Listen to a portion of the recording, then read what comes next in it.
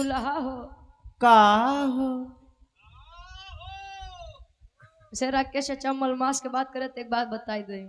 ई बेचारू चल गयो मलमास में लइके देखो वाह ए बैठा हो उ मलमास में बेचारू चल गयो लइके देखे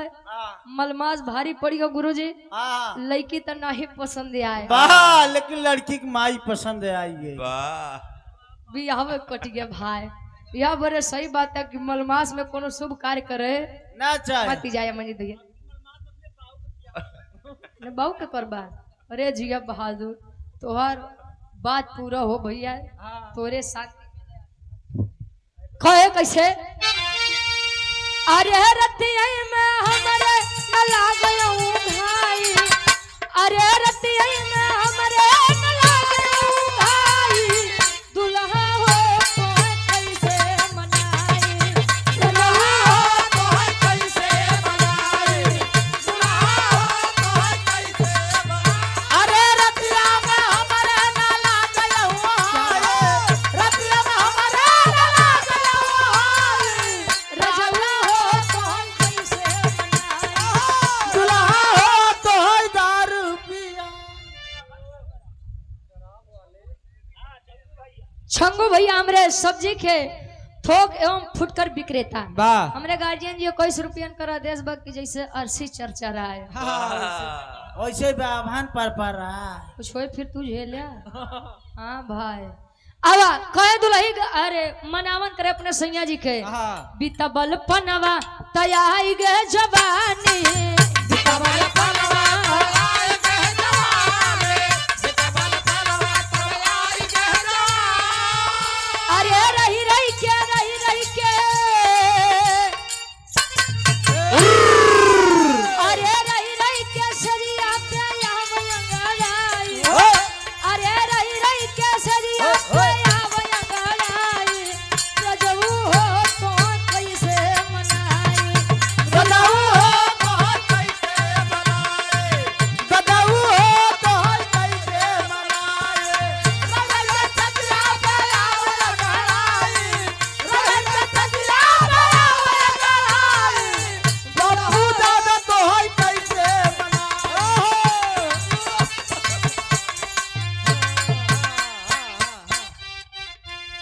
का जान दे का जान दे सहारा वाली कजरा का जान दे सहारा वाली कजरा का जान दे सहारा वाली कजरा का जान दे आन के बलमुआ के सेज पसुताव आन के बलमुआ के सेज पसुताव और का बलमुआ के सेज पे मुता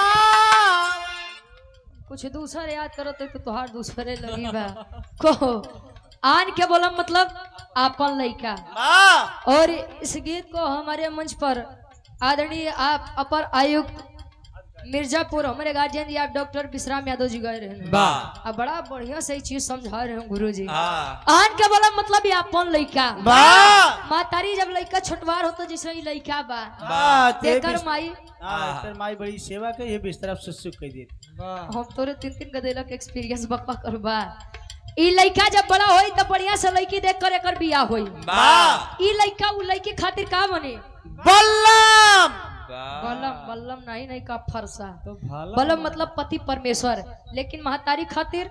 ओकर लइके रही आजीवन लइका रही आन के बलमुआ के सेज पसुताव आन के बलमुआ के सेज पसुताव और का बलमुआ के सेज पे सुता अरे अपने बालम के बिछा दे गोनरा अरे अपने बालम के बिछा दे गोनरा का जान दे सहारा वाली कजरा का जान दे सहारा वाली कजरा का जान दे सहारा वाली का जान दे रे सहारा वाली हो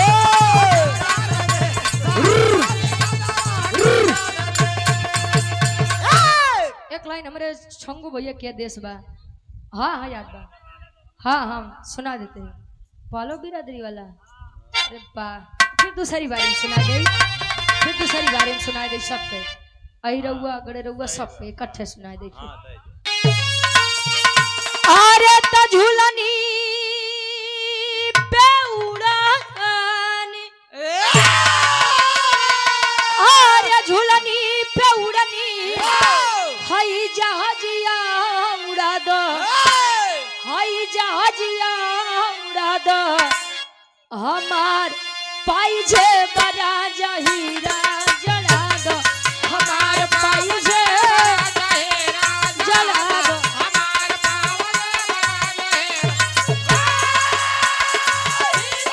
क्या बस बा हमार पाई जे बड़ा जहीरा जला दो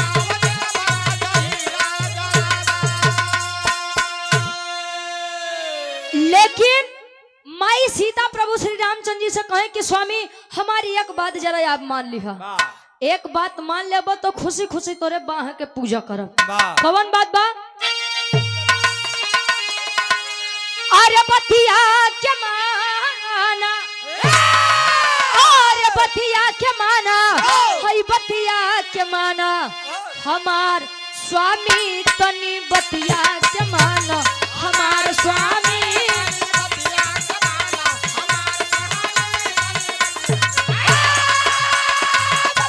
क्या बात है हमार स्वामी तनी बतिया के मानो हमार स्वामी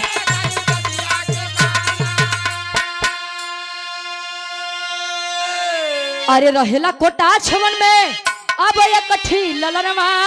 अरे पहले हरावा जाके वो के सजनवा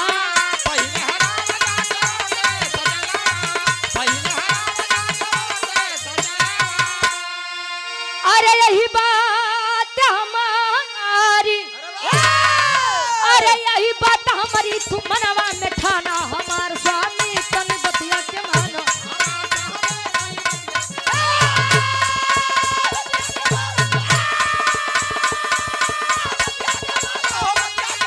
हमार स्वामी तन बतिया के मानो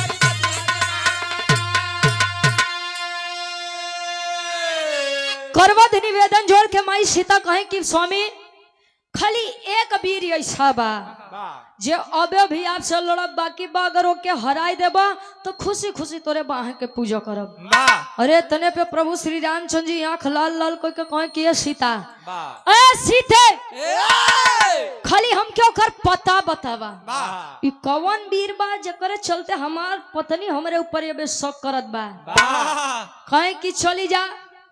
एक बन बा कोटाक्ष वन गुफा में उ वीर का निवास बा अब इतने पर गुरुजी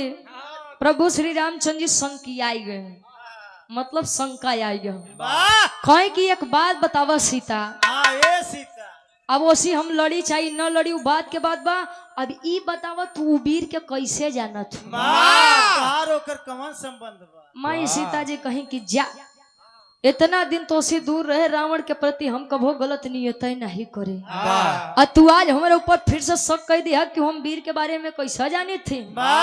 बतावे तो केहू के नहीं चाहत रहे लेकिन स्वामी बतावो तो सुना एक लाइन तरज लगत बा भगवान कन्हैया जब गोकुल नगरी छोड़ करके वृंदावन चले गए रहने के लिए सारी गोपिकाएं विरह में दर्द में कह रही हैं का कहे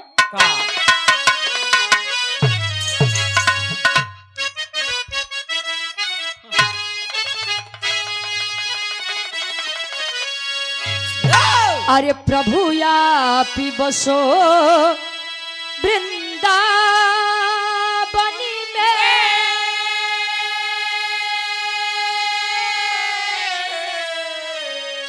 अरे प्रभु या पी बसो वृंदावन में मेरी उम्र बीत गई गोकुल में प्रभु या पी बसो मेरी उम्र बीत गई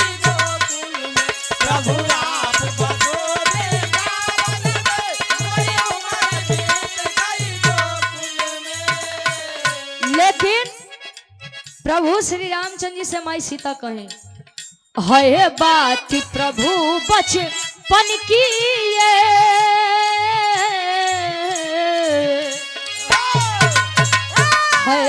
बात प्रभु बचपन की ये सखिया न संग खेले बन में गए। हाय बात प्रभु सखिया न संग खेले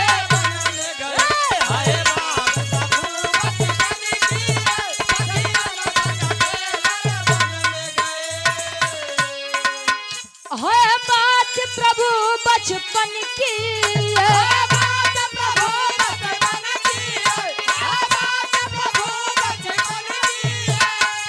सखियन संग खेले बन में गए। तब बात सिया की सुन रघुबर, तब बात सिया की सुन रघुबर, मनाई मन में मुस्कान रहे। तब बात सिया और आप सम्मानित हृदय आए हाय अरे राम झको रमार झुलनी, अरे राम झको रमार झुलनी, कहीं साड़ी लहराए हो झको रमार झुलनी, झको रमार झुलनी।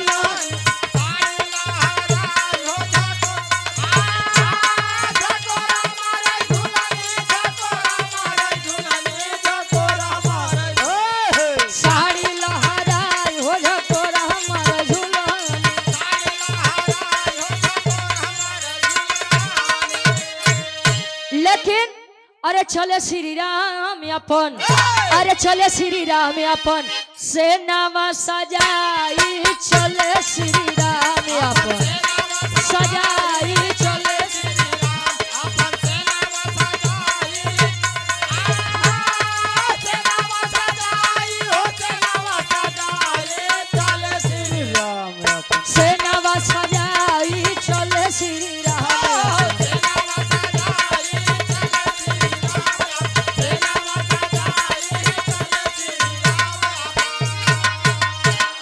प्रभु श्री रामचंद्र जी पहुंचते न तले हनुमान जी गुस्सियाई के आवाज देते न रक्तासुर, अरे रक्तासुर बाहर निकल, निकल बाहर। अब कुछ हलचल नहीं भा। लक्ष्मण जी कहें तू हटा बनरे के जात। दोनों बीरावन में तब होला लड़ाई,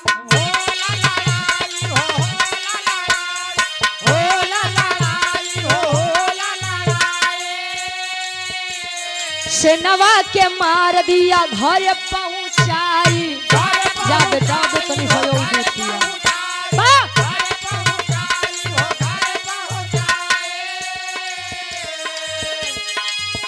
अरे सुन के खबर चलली, सुन के खबर चलली माई गुस्सियाई, चल श्री राम अपन सेनवा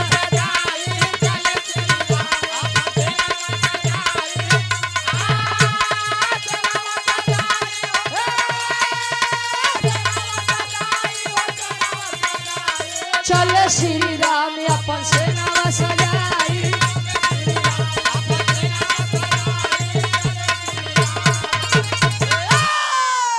अच्छा राम जी और रक्तासुर में जब युद्ध हो तनी विचार करिए आप सब। रक्तासुर बाण चलावे, राम जी जब बाण चलावे, राम जी बाण चलावे तो खाली रक्तासुर 2 कदम पीछे जा। और जब रक्तासुर बाण चलावे तो प्रभु श्री रामचंद्र जी अपने सेना सहित 10 कदम पीछे जाओ। अच्छा भी युद्ध होते करते डब्लू गुरुजी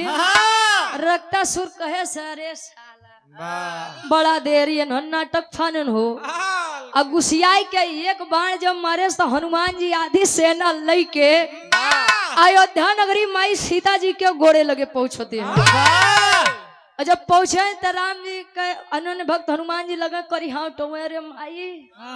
अरे माई कहाँ भेज दी हूँ। कहें कि का भा,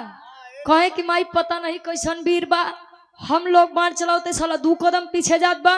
और वो बाण चलाए परिणाम का बा आधी सेना लेख हम तोरे चरण लगे गिरा ही माई। का चाहती है जौन प्रभु श्री रामचंद्र जी इज्जत बनाएन रावण के विनाश करें सब इज्जत धोआ जाओ। अब भाई माई सीता जी रही पत्नी पतिव्रता सती नार वो नहु बेचारो चल दिए अपने सैया जी के रक्षा करे बदे तेरी के भाव लगत बा कैसे अरे माता की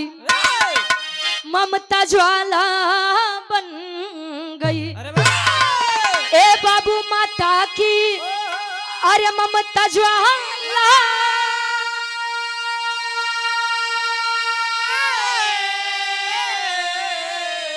अरे माता की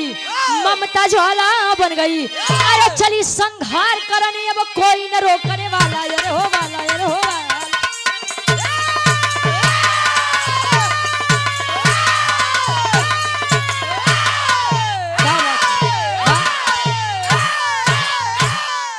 चली संहार करनी अब कोई न रोकने वाला माता की ममता ज्वाला बन गई। चलत ही माई सीता जी गुस्सियाई के रक्तासुर को एक वरदान था आप लोग भी जानते हैं कि रक्तासुर की जितनी बूंदे रक्त की जमीन पे गिरेंगे उतने ही नए रक्तासुर का जन्म होगा। माई सीता जी गुस्सियाई के पहुंचते हैं पापीर पता ना कैसे बाकी करे आगे हम पसीना छोड़ दे लक्ष्मण माई सीता कहीं के ढेर वीर मत बना कुल हम देख ले तू केतना पानी में हा माई सीता जी करत है का पहपट के भाव लगत बा तूफानावा बीच बनावा में अरे देख सिया के मछलबा अब तूफानावा बीच बनावा में तो क्रोध से कांपे धरती योगा गनावा बीच बनावा में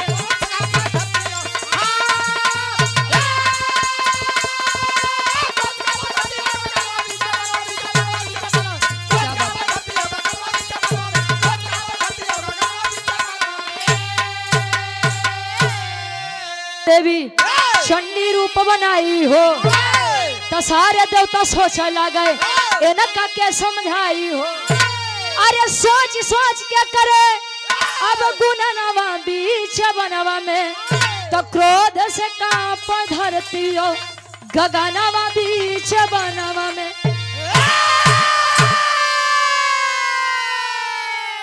माई सीता चलत आई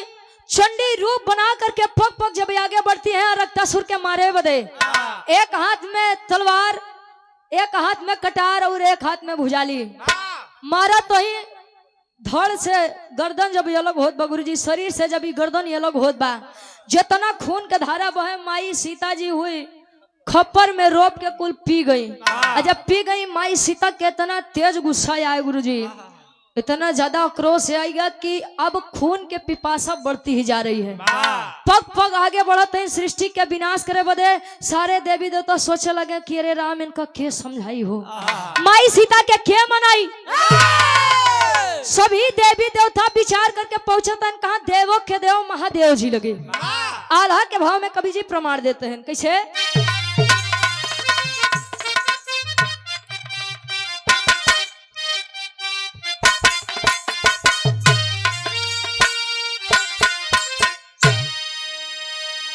अरे देवी देवता मिल के बोले सुन मोरे भोले दानी दुनिया के बाटे केवल या पही आधार सुन के भोले दानी चली भइले रानवा में बाबू जहाँ देवी सीता हो मचाए हो तूफान रहिया में लेटी गईले मारी के असनवा भैया जवन रहिया पे देवी करत हो संघा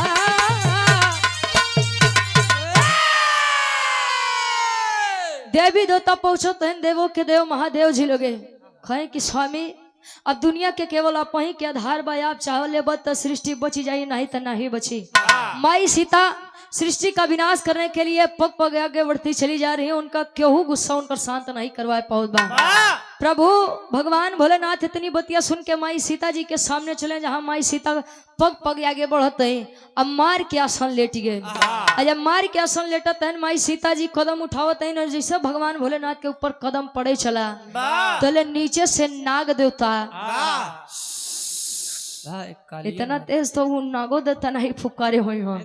जब नाग देवता नीचे से फुफकारत है, माई सीता नीचे देखत है, तले माई सीता जी के शर्म के कारण एक हाथ जीव और पूरी शरीर काली पड़े लाग। जब काली पड़े लाग तो कवि जी वही के भाव देख के लिखत है, माई सीता जी के एक नया रूप मिला जो आज भी कलयुग में लोग पूजते हैं। आखिरी भाव खड़ी के भाव बा,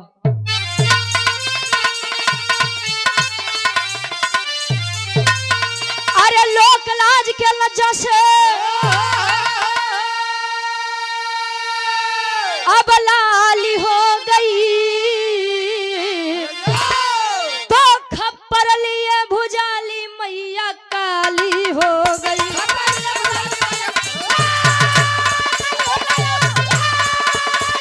क्या बात, वाह, बहुत सही।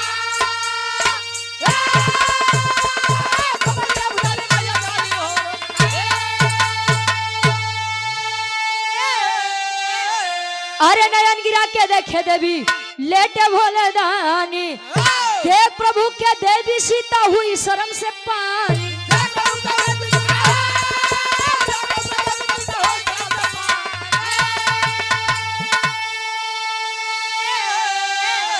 अरे शर्म से ला गई जैसे पुष्प की डाली हो गई, अरे तो खप्पर लिए भुजाली मैया काली हो।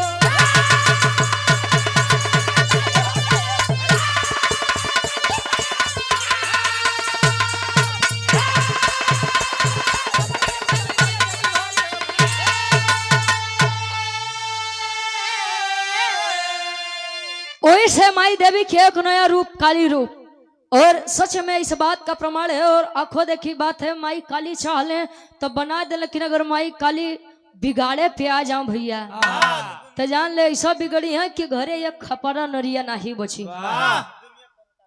दुनिया के कोनो ताकत नहीं रोक सकत। और भगवान भोलेनाथ आकर के माई देवी सीता के क्रोध शांत कराते हैं, और भगवान राम जी के वहारे से घमंड टूटा कि संसार में देवी हो चाहे देवता, नर हो चाहे मादा, केहू के अहंकार नहीं करना चाहिए, क्योंकि सभी की मंजिल एक है। वह गुरुजी रसूलाबाद वाला घाट को आखिरी में खानदान के परिचय बा। गुरु बिहारी गुरु गणेश गुरु रामलाल गुरकारी, अरे स्वर्ग प्रसाद चंद्रिका कवि बच्चन जी बने पुजारी हो।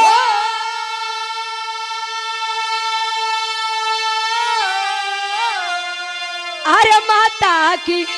ममता ज्वाला बन गई, तका में रुचि यादो अब जतिया जे कर ग्वाला, माता की ममता ज्वाला बन गई।